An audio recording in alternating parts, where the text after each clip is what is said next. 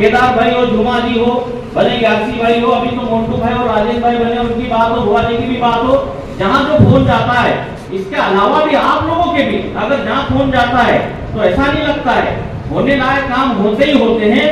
हमारा सांसद बन जाएगा तो क्या फर्क पड़ेगा, ध्यान रखना। एक और एक करके जो 11 जो कहा जाता है, 11 जो माना जाता है साथियों, आप ध्यान रखना, चाहे मध्य प्रदेश का मुख्यमंत्री हो या मध्य प्रदेश की सरकार हो, चाहे देश में जो भी स्थिति बने, भले ये है भी जो भी, इनके जो भी जैसी भी परिस्थिति बने, मैं आपको बताना चाहता हूं,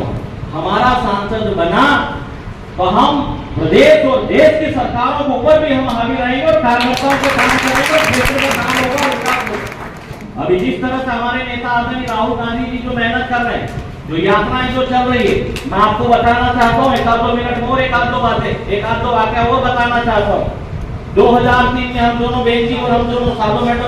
बहन जी और हम दोनों हम मंत्री थे, सरकार गई 2003 दिसंबर 2003 में सरकार गई, और उसके बाद यही अप्रैल में, फिर मार्च अप्रैल मई में लोकसभा के चुनाव आ गए। ध्यान रखना साथियों, बड़े से बड़े नेता गफलत में पड़ गए थे, बड़े से बड़े नेता, यहाँ तक कि जो सरकारों में अपने आप पर थे वो भी गफलत में पड़ गए। अकेली सोनिया गांधी जी और सोनिया गांधी जी की टीम ने जज्बे के साथ, उत्साह के साथ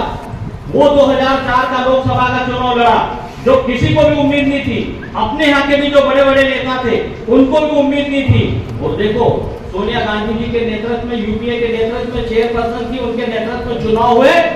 2004 में धन और फटाक से कांग्रेस की सरकार आ गई। 5 साल काम किया, उसके बाद फिर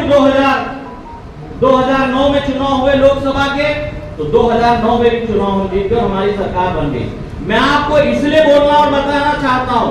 ये जो साथियों, ये जो हमसे ज्यादा, ये ध्यान रखना, हम तो नहीं, लेकिन हमारे कुछ कार्यकर्ताओं में अगर कोई थोड़ी बहुत कोई डिमोरलाइज वाली अगर बात आई तो आप ध्यान रखना, हमसे ज्यादा डिमोरलाइज और हमसे ज्यादा डरी हुई भाजपा है, ये ध्यान रखना। और मैं इसलिए 2004 के और 2009 के चुनाव का मैं उल्लेख इसलिए आप लोगों को कर रहा हूं कि हमारी सरकार आएगी, राहुल गांधी जी का स्ट्रगल और आप हम सब की जो मेहनत, आप हम सब का जो प्रयास रहेगा, ये ध्यान रखना। केवल मध्य प्रदेश, राजस्थान और उसके बाद गुजरात, यहाँ तक की बात करते हैं, थोड़ा बहुत उत्तर प्रदेश तक की बात है साथियों, पूरा साउथ देख लो, अब तो बिहार भी देख लो, उसके बाद महाराष्ट्र में भी लगभग 48 में से करीब 25 सीटें हमारे जो गठबंधन की सीटों का आने का है। तो ऐसा नहीं कि हम कहीं चक्का में पड़ जाए, गफलत में हम लोग रहें,